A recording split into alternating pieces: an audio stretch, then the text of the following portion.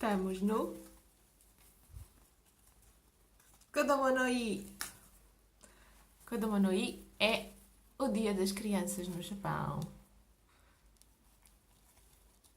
E estes enfeites que eu vou pôr aqui atrás, se eu conseguir. Será que eu consigo? Será? Yay! Vocês não veem? Vou segurar este aqui. O Kodomo no I, Dia das Crianças, que na verdade é o Dia dos Rapazes, porque o Inamatsuri é que é o Dia das Meninas, ou das bonequinhas, mas das meninas. Então estas carpas, estes enfeites aqui, que têm esta parte aberta, põem-se na porta, na rua, no jardim, à beira dos rios, são muito coloridos, são em formatos de carpa e koi, em japonês, e simbolizam a festa do Kodomo Doi. Kodomo, crianças, Hi, dia. E é uma das festas do vasto calendário japonês de festas relacionadas com as fases do crescimento, ou as etapas do crescimento.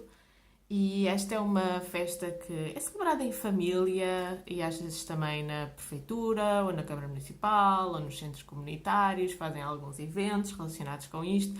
É basicamente para mostrar a entrada na sociedade dos meninos, que vão prolongar o nome da família e da renovação das gerações e das hipóteses de futuro. É muito bonito a ver este tipo de celebrações. E apesar de não ser feriado nem nada, mas as pessoas tentam dar um tom especial e festivo a este dia.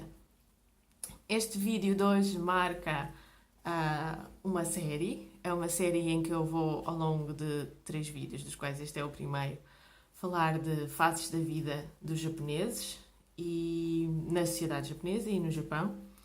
E vou falar do ponto de vista da minha experiência pessoal, do que eu sei por ter falado com outras pessoas, entrevistas, etc. Uma miscelânea de fontes diferentes, mas diretas e concretas. E vou falar um bocado de como é que é a vida das pessoas. Como é o Kodomo no I? Vou falar de crianças e da vida da infância no Japão. Então, crianças no Japão. Cada vez são menos, não é? Cada vez são menos. O Japão está um bocado parado na natalidade.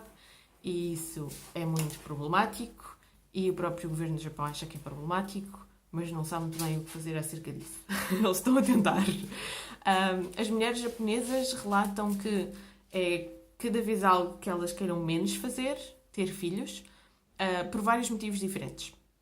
Primeiro porque se sentem extremamente presas ainda às expectativas de serem mães perfeitas e donas de casa perfeitas, e elas querem ter outro tipo de experiências na vida, podem querer crescer e desenvolver-se na sua profissão, podem ser empreendedoras, podem querer ser investigadoras, estudar mais, etc. E sentem que no Japão ainda é predominante o ponto de vista de que tem que ser perfeito a fazer uma coisa. E só se pode ser perfeito se fizer só uma coisa, e que as mulheres, para serem boas donas de casa e boas mães, só podem ser aquilo. Então a maior parte das mulheres japonesas hoje em dia, na ordem dos 20 e tal, 30 anos, quer mais da vida do que isso, e então deixam para mais tarde ou deixam de ter de todo crianças. Ainda não é uma coisa que esteja muito pacífica, muito bem resolvida na sociedade japonesa, acerca de se isto é bom ou mau, dar mais oportunidades de desenvolvimento humano, social e económico às mulheres. Alguns acham que sim, outros acham que não. Esta barulheira toda foi o meu gato que ficou parvo. Basicamente porque eu estou aqui a abanar coisas e eles estão a correr. O Kodomo no I continua a ter um tom extremamente festivo, apesar do declínio dos nascimentos. Isso tem o outro lado da moeda, que é cada vez há mais crianças que são filho único, neto único, etc. e que congregam mais as expectativas de toda a família. Então há mais festa à volta daquela criança, há mais celebração à volta daquela criança, mas depois aquela criança também vai sentir mais pressão das expectativas dos pais e dos avós. Normalmente as escolas pré-primária e primária no Japão são muito, muito caras, e uma família de classe média pode não conseguir suportar mais do que uma criança na escola. E então, normalmente, os avós dos dois lados pagam a escola ou pagam as mochilas e os livros, suportam uma grande parte das despesas, porque é realmente muito caro. E essa é outra coisa que faz as pessoas também acharem que têm que pensar muito bem antes de terem filhos, é a expectativa dos custos relacionados com a educação e tudo o resto. Comparando com países europeus, é estupidamente mais caro. É realmente uma coisa que eu não sei como é que não há mais japoneses ou políticos japoneses a tomarem conta desse assunto e a acharem que, oi, se calhar nós temos que reformar aqui o sistema de custos relacionados com a educação e o crescimento. E mesmo o parto no Japão é extremamente caro. As crianças, durante os primeiros anos de vida, têm geralmente a experiência de estarem com as mães. É normal as mães tirarem tempo para estarem com os filhos, e quando eu digo tirarem tempo é mesmo deixarem de trabalhar e ficarem com as crianças. Se puderem, se tiverem alguém que as ajude e elas possam parar de trabalhar, é realmente o que elas, a esmagadora maioria, prefere fazer isso. Parar durante 1 ano ou 2 ou 3 e estar com a criança para ela se desenvolver plenamente antes de entrar para a escola primária. Não é nada popular essa coisa de meter a criança na creche aos poucos meses ou 1 ano. Normalmente é muito mais tarde. Eu vejo imensas infraestruturas em todo o lado para mães com crianças. Basicamente, todos os sítios preparados para mulheres estão preparados para mulheres com crianças pequenas. Porque é suposto as crianças até aos 3 anos andarem com as mães. Portanto, casas de banho das mulheres têm sempre sítios para as crianças. Lojas para as mulheres têm sítios para as crianças. Até os aeroportos, as carruagens do comboio, tudo o que for para mulheres tem sítios para crianças. Porque é suposto as crianças até 3 anos andarem com as mães para todo o lado.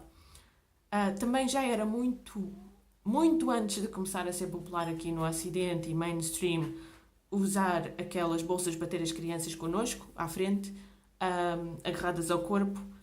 No Japão isto já se usava e as mães japonesas usam muito isso. A ideia de que a criança sai da mãe, do corpo da mãe, e separa-se da mãe é uma coisa muito estranha para eles.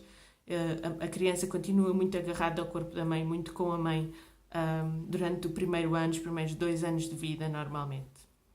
Depois as crianças, para além de terem esse início de vida muito perto da mãe, e vão progressivamente ficando mais seguras de si e mais independentes, mas depois, ao mesmo tempo, também é muito promovido eles realmente conquistarem a sua independência em certos aspectos. Eu vejo que no Japão, por exemplo, as educadoras da escola pré-primária não dão as mãozinhas aos meninos e não andam com eles ao colinho e aos beijinhos e não sei o quê, como andam em Portugal. Não há esse afeto físico, não há esse toque constante. Uma relação muito mais, sim, tu sabes até os atacadores, ata sozinho. Sim, tu sabes comer, come sozinho. Sim, tu sabes lavar os dentes, lava sozinho. Se já sabe fazer, faz sozinho. Não volta atrás, não facilita. São fases do desenvolvimento que se conquistam e que se agarram e ficam a fazê-la e tornam-se independentes mais cedo. E também há aquela prática, sobretudo depois dos 4 anos de idade, de começar a ensinar a criança a fazer pequenas tarefas. Como, por exemplo, olha, vai ali ao fundo da rua pedir sal à vizinha. Ou, olha, vai ali à casa do lado entregar isto. Ou, quando já for maiorzinha, 6 anos, olha, vai ali à loja da esquina comprar um pacote de açúcar. Essas pequenas tarefas começam a dar-se às crianças para fazer sozinha, para ela andar em espaço público, fazer compras, entregar tarefas, etc. Sentir-se... Claro que são dadas progressivamente, não é conforme aquilo que a criança será capaz de fazer. Mas realmente são dadas. Eu acho que os próprios pais e mães e avós forçam-se a eles próprios de... Claro, toda a gente fica com o coração nas mãos de pôr a criancinha na rua, mas forçam-se eles próprios de aguentar os nervos e dizer não, vai lá e faz. E depois confiam, deliberam e esperam que corra bem e reforçam isso para as crianças ficarem independentes mais cedo. É perfeitamente normal crianças com 11, 12 anos, 12 anos à vontade já é considerado completamente normal. Eles, por exemplo, chegarem a casa, arranjarem o seu próprio lanche ou jantar, reaquecerem qualquer coisa que o pai ou a mãe deixou preparado, porque eles chegam muito tarde do trabalho, e eles têm que se desenrascar, têm que se organizar, jantar, fazer os trabalhos de casa, etc. Portanto, a partir aí dos 12 anos já estão praticamente entregues a eles próprios. Podem ter uma mesada também, mas já ficam independentes mais cedo nestas coisas práticas, como lavar a roupa, fazer recados, comprar o que é preciso, pagar contas, receber correio, fazer jantar, porque têm que se desenrascar e começam a ficar independentes muito mais cedo. Então isso é uma coisa muito, muito diferente da maneira como as crianças crescem na Europa, sobretudo na Europa do Sul.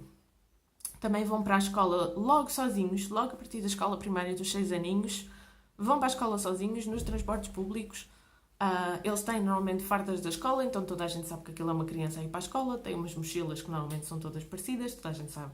Toda a gente os consegue identificar, a criança no espaço público é muito visível e é um bocado a lógica de toda a gente dar um olhinho e a sociedade em geral cuida. É preciso uma aldeia para cuidar de uma criança. Então, o que eu noto na sociedade japonesa é que as crianças são muito queridas pelas famílias alargadas. Eu vejo muito pais e avós a abraçar crianças e tal. Do ponto de vista da escola e das instituições e também das famílias, são empurradas para a independência muito cedo, mas de uma maneira que é inteligente e progressiva. E depois, aquilo que eu noto é que eles ficam adolescentes mais ou menos responsáveis, para todos os efeitos, e conscientes do seu papel na sociedade e conscientes daquilo que todos os outros investiram neles e às vezes um bocadinho estressados por causa das expectativas que eles têm que corresponder. O Kodomo no I é hoje. E se vocês quiserem celebrar em casa, podem fazer estes desenhinhos das carpas ou tirá-los da internet, pendurar ao vento, que isto fica muito giro quando abana no vento. No Japão vêem-se isto à beira dos rios, nos jardins, é uma decoração muito bonita. Normalmente estão à venda 2 meses antes da própria data, já se vende isto nos supermercados. É muito divertido. No próximo vídeo eu vou falar da vida dos estudantes adolescentes, da adolescência no Japão e sobretudo da vida da escola, que é aquilo que concentra mais esforços e que ocupa mais espaço, até emocional, na vida dos adolescentes no Japão. E no terceiro vídeo vou falar da universidade, do início da idade adulta, da procura de trabalho, etc. Se vocês quiserem ver mais vídeos sobre o Japão, a sociedade japonesa, do ponto de vista realista e de experiência prática, digam-me qualquer coisa para eu fazer mais conteúdos como este. Beijinhos!